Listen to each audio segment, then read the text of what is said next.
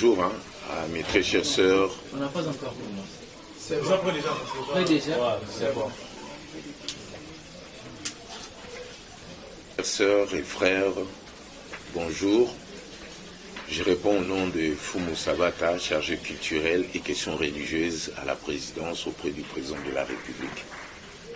Donc je pense qu'on aura beaucoup de choses à dire, nous serons à la hauteur et démontrer à la face du monde que nous sommes un peuple qui est décidé à changer la situation politique du Congo et imposer notre hégémonie, parce que beaucoup de gens n'ont pas compris la politique dont le Sphinx nous avait légué sur l'enseignement de l'ordre.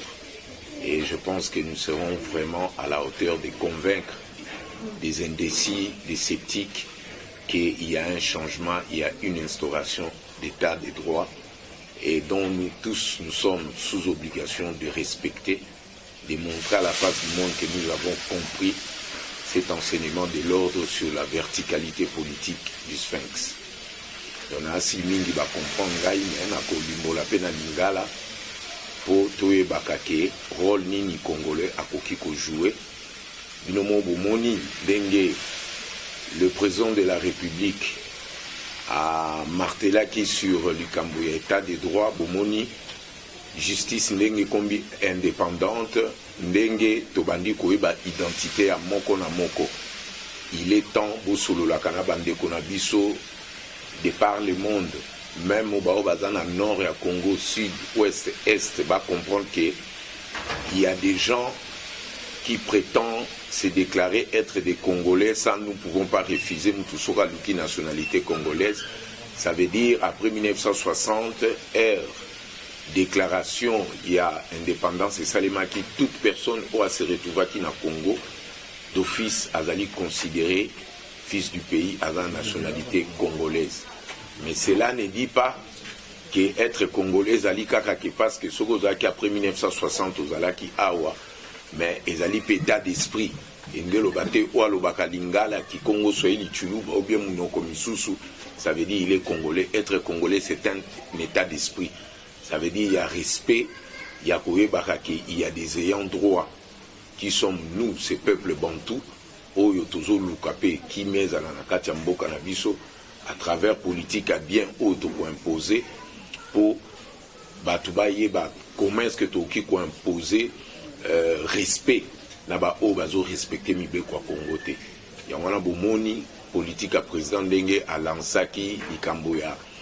Il y a état de droit sur la corruption, même biso moko petokenda qui formation aux États-Unis auprès d'un département américain, rien que pour enrichir, makambo Italie, état de droit, bonne gouvernance, nini toko ça la poto éviter ba blanchissement ya mbongo, nini toki ko éviter que peuple congolais a toujours dindon de la farce, ba utiliser kaina ba façon nyonso parce que ce mutalo ba ki Congo chilu ba lingala ça veut dire à côté na dimension état d'esprit à cause de la congolais.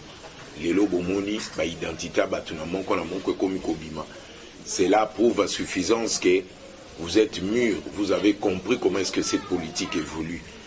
2023 Okoya, que personne ne vient vous duper à l'Obakazali congolais sans aïba souci nabino, sans aïba histoire ya terre sacrale nabiso. Parce que la terre est nga koloba mboka batata nabiso obatike la biso. La patrie est nga koloba terre des pères. Ça veut dire baro papa nabiso babunda batangisa makila ponango. Yangana biso lelo tozali ba descenda ba oana bakendaki bazozonga pe à travers bano tozoko bota ba esprit bano ezoko ya malgré ba corps na bangweza ba corps ezali o ezalaki avant ba exister mais ils sont là pour na ba silisa combat au tozoko bunda. C'est un combat qui est routine et Etienne Tshisekedi dans la qui c'est biso ba signaux o eza clair ya koyeba comment protéger cette nation, ces peuples saints au biso toza entité à peuple ango. Donc je pense que je peux vous dire pour l'instant, c'est ça. UNC ezana des genres yaba politiciens.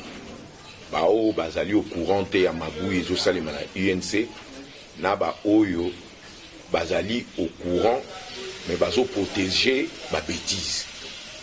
On comprend, moi je comprends, Mingi Soki Bazoko s'acharner contre l'UDPS, ça ce sont des faux fuyants. Ça veut dire, ce n'est pas nous qui avons demandé que Basakana na Mbongo na niveau, va volatiliser Mbongo. Il y a des contribuables congolais pour l'élo, pas comme à Kolukako, ça la net, il contre-attaque mon Congo contre l'UDPS. L'UDPS, vous savez, vous avez l'esprit Nabiso, la conviction Nabiso. Tobunda 37 ans d'élite, plus de 37 ans pour l'état des droits. Donc ça ne sert à rien, Balobakeza, acharnement, ou bien nous avons participé dans cette coup-là. Ça demande question de bien réfléchir. Bateau Baza très intelligent, dans intelligence ou ezali naturelle, parce qu'on s'est posé la question, est-ce que justice ezali na naïveté à interpeller car bateau pour un sentiment. Ça veut dire quand il y a un mauvais départ, finalité za la kama be yango na ndeko leli bandeko na biso ya UNC mingi pe bazana basepele ka bazana ba poste soi-disant parce que UNC komaki ali à UDPS ba monaki ke ekomi ezalaki gain de cause bazalo auprès à UDPS mais n'ont pas compris l'esprit il y a politique à pourrissement UDPS oko collé yango oyebi kozwa ba engagement na yo ko ezali en dehors il y a philosophie na biso le peuple d'abord olingo lingate politique à pourrissement et kolata yo yango ne lati bango mingi bazo sala d'ici là bomona ba koseter et puis en plus côté na bino pe bopé ça va vraie information pour bande quoi INC va comprendre que il y a eu déficit politique comportemental il y a ba responsable na bango yango na lelo ba komo interpeller bango c'est pour cela au rejoindre ngana le Kamnombi que un état ba yiba kanguna mutu mon côté il y a des gens bayiba kana boka bazalakande réseau moko mulai yamana bomoni besoin interpeller bato mususu ya UNC et inquiété binoté bo pesande ba vraie information en tant que journaliste d'investigation. Tu peux avoir raison comme si peu aux causes à la côté mais ce qui est réel ezali il faut pas tout tirer ba résolution vite en besoin pour spécifier l'IOA mutu na mitu ya bato. Mais ça peut être vrai parce que tout y est bien comment est-ce que les autres procèdent. Mais jusque-là, en tant que politique, tant que je n'ai pas des informations requises pour appuyer mobile à l'Iwana, je ne veux pas trop parler sur la tête des gens. Ce qui est vrai, ce que l'Iwa mon tout à fait naturel, tout souhaiter qu'il y a auprès de la planète des éveils, il y a ancêtre Nabiso. Et cause à la favorable parce qu'il a inspiré Bisso, il a fait un grand travail. Il a beaucoup participé pour le peuple à se retrouver les lots parce que lui aussi faisait partie de ces peuples-là. Ce qui est plus important, tout l'oreiller, tout la Kisake, ancêtre Nabiso, bazo jouer rôle très magistral. Et ce qui est plus important, avec les temps, Sokeza solo que Liwa Nizana Mitwa Batu, pour Matabo Kita, et Koye Banapo Makila.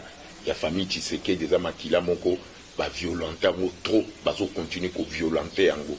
Pour ezali nenge mission Nzambe, ya ba koko na biso tinda bango parce que sans violence wana le lombe kombo wana yebana ndenge ba lelote. Vous connaissez comment cette violence là les oies qui peut impact na kati ya parti na biso. Soki ezalaki l'UDPS n'était pas violenté à ce niveau là, mais les loto fanda bientôt solo la tête ça veut dire pas se belé la kabiso yangonde ça la kabiso tous à la bas grand aux yeux en Zambépo. C'est comme ça un missionnaire de Dieu doit fonctionner pour l'intérêt à Batunio Soto Yande pour tout ça les là-bas tout ya pour la biso de côté. Administrativement dans la fonction mais sur le plan politique Azali Mutumoko postonné comme en berne ça veut dire intérim il faut essaler. Il y a quelqu'un déjà qui est en train de faire l'intérim jusqu'à ce qu'au ça la démission des fonctionnaires administratifs. Monsieur le conseiller, tout à fait, nous avons conseiller en matière de culture, qui sont réalisés, sinon, dans l'enquête. Non, il y a une chose, c'est à vous de prendre acte dans un comportement irrationnel à genre, voilà. Ce qui est clair, Azali allié Nabiso, mais il n'a pas compris c'était quoi notre philosophie à coalition. Ça veut dire nous sommes tous, en tant que peuple congolais, parce que IDPS est comme un esprit, et un sous-parti politique. Et le président de la République a une politique, il y a une identité à un parti politique. Notre seul parti politique, c'est le peuple congolais. Donc lui, Ndengazana, Sogazo Salango avec un mauvais cœur à Kansaki, Azo freiner ma cambo président, à Bosanate, tout une école politique à des bouches à l'oreille, ça veut dire, tout ça m'a cassé la communication. Sur le Taliban Parlement debout, au moment où le président Jules Ndengazo communiqué, le monde entier, c'est comme si Bazaki n'a pas RTMC, n'a pas un mandat. De ce qui est clair, il ne comprend pas le rôle qu'il doit jouer, surtout dans un moment crucial où le président Nabango a dans la mauvaise posture. Donc, Botikaye, à Salao Yazoko Sala, président Yebi Makamni Nekoya, et vous allez comprendre ce qui va se passer. Analyse pour la secrétaire générale et AIDPS, Augustin Monabouté, la Top Congo. Votre analyse, comment vous avez capté l'intervention Mais il est clair, j'ai toujours eu confiance à mes chefs, parce que le président Tshisekedi nous avait toujours donné des conseils d'être tolérant, de comprendre l'autre quand il s'exprime. Moi, je suis d'accord avec mon chef.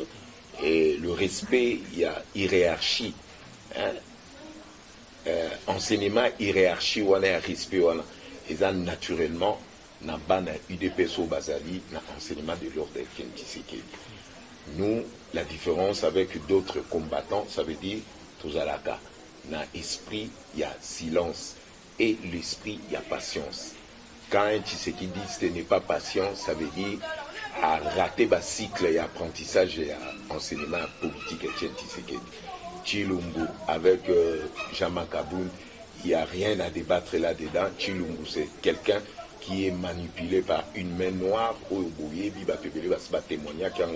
Tu sais, avec le temps, vous allez comprendre. Réseau qui a toujours fonctionné. La Mouka va fonctionner, MLC va fonctionner, NFCC va fonctionner, mais malheur na bango, ils ont accepté de partager le parcours politique avec l'UDPS. Ils se sont trompés parce que tout le monde qui a ADN à Makila, il y a Mibi, ADN à incompétent, ADN à bateau, qui va peuple congolais, mon clair. Il y a chevauché avec l'UDPS, Sorosali Mouto, ou accepter ou adopter la rationalité, ça veut dire tout Kolonga. Mais si on continue dans l'irrationalité, il y a d'ici le temps, au Kitanandela, la train de président, c'était le bâti qui dépassait un petit train de côté. Au Kitanandela, au Kitanandela, la militaire, au Kanabako, et la moment pour Tokomi, toujours la psycho pour se démenir comme pour se sauver il dépassait ces là qui va nous avoir depuis Kala. Et dans le monde, il a qui va nous dire Vous, Chabata, conseiller au cours du chef de l'État, votre prestation, on a fait d'ailleurs respecter votre partenaire, qui est votre parrain politique. Parrain politique, c'est trop dire, nous tous, nous sommes des élèves de Tshisekedi, de la génération Tshisekedi, même le président de la République, qui surtout même au Bazana FCC beaucoup parce que UDPS c'est une formation politique, il y a pas de pays au monde comment diriger beaucoup n'ont pas compris comment s'intégrer dans l'esprit à patriotisme pour la l'âme qui ne trahit pas. Donc Pelé va s'adapter dans la logique qu'on a fait. Mais personnellement, mon père spirituel, mon génie politique, ce n'est que Tshisekedi de mon dont je respecte énormément dans la règle d'or, dans la conseil pour faire ça par rapport à ma corps cadre, par rapport à ma pays de route. Donc il n'y a pas deux quoi. Adam Moko, je ne peux plus même na lemba pour la politique. Est-ce que le conseiller, parce que le lancement ici est mal avancé, parce que c'est l'ambiance, aujourd'hui parce que nous sommes avec le conseiller du chef. Parlez-nous d'abord aujourd'hui. Sur quelle procédure il faut vous procéder? Parce que c'est quoi la finalité? Il y a Babilo Kwananios. Parmi eux, tu es dit opportuniste les Baza.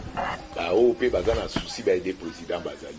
Mais pour mieux débusquer ce genre de personnes, il faut laisser le temps au temps. Parce que tous ceux-là qui vont s'adapter par rapport à notre évolution, du bon vouloir, de la bonne volonté politique du président, et ce sont eux que nous allons converger pour le bonheur éternel de ce peuple que nous avons tant chéri. Est-ce que vous confirmez que dans le Canada, plus au moins 700 personnes? Plus que ça même. Vous confirmez la télévision? Plus que ça même, parce que Tokoko Manama, ils ont leçon ça pour future génération. Il y a eu un moment, un groupuscule de politiciens qui sont venus changer le pays à travers justice correcte, indépendante, des gens intègres, des vrais responsables, et dont moi je fais aussi partie de ça. Mais les alliés sont présidents au PESA. La fin des comptes, il y a pour alléger sentence par rapport à la degré à risquer même à perpétuité.